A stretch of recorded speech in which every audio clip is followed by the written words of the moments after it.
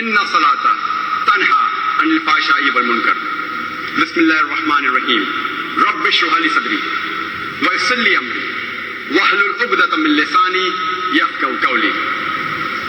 শ্রদ্ধেয় গুরুজনেরা এবং আমার প্রিয় ভাই বোনেরা, আপনাদের স্বাগত জানাই ইসলামিক সম্ভাষণে।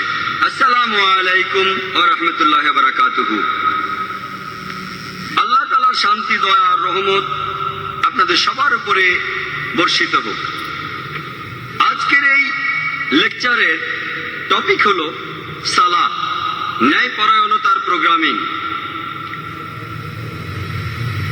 বেশিরভাগ মানুষ সালাহ শব্দটাকে বাংলা ভাষায় অনুবাদ করে যে প্রার্থনা। এই প্রার্থনা শব্দটা আরবি সালাহ শব্দটাকে পুরোপুরি প্রকাশ করতে পারে না। প্রার্থনা করা মানে হচ্ছে অনুরোধ করা, বিনীতভাবে কিছু চাওয়া। যেমন আদালতে গেলে আপনি সেখানে প্রার্থনা করবেন। প্রার্থনা করা মানে মিনতি করা, সাহায্যের আবেদন করা। দোয়া করা সেটাই হলো আবেদন বা প্রার্থনা। তবে সালাহ মানে শুধু প্রার্থনা করা নয়, প্রার্থনার চাইতে অনেক বেশি কিছু।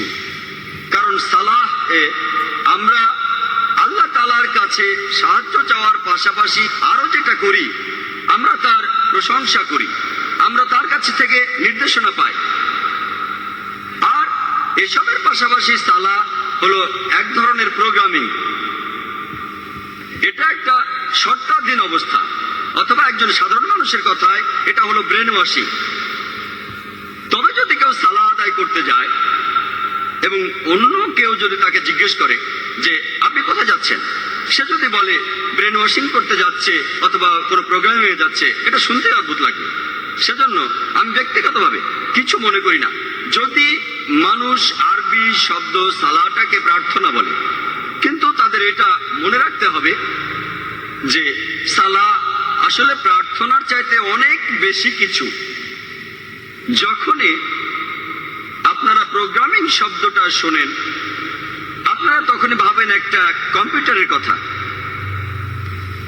যদি আপনি ধরে নেন যে মানুষ হলো একটা যন্ত্র, তাহলে আমি বলবো এই যন্ত্রটা হলো পুরো পৃথিবীর মধ্যে সবচেয়ে জটিল যন্ত্র।